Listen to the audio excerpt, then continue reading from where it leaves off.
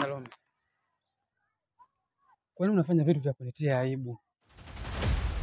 Sawa ni dharau, lakini usionyeshe mbele za watu. Itaniongezea nafasi ya kutafuta suluhu ili tuliweke sawa. Okay, mimi nakutia aibu. Vipi ulionitoa kwetu? Na kati tunajijua juzi kwa chochote.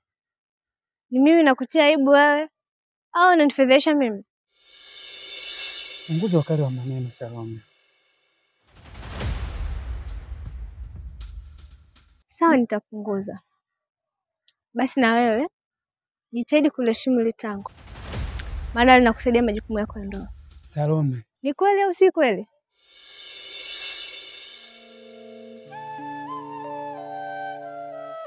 Ni lini ushawahi kunigusa hata maumbile yangu? Tengeni nipike hapa kwako.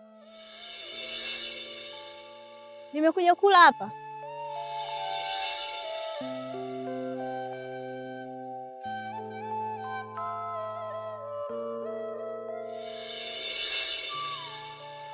Nakupa wiki moja. Kama hautabadilika kitandani, majibu utajua wewe.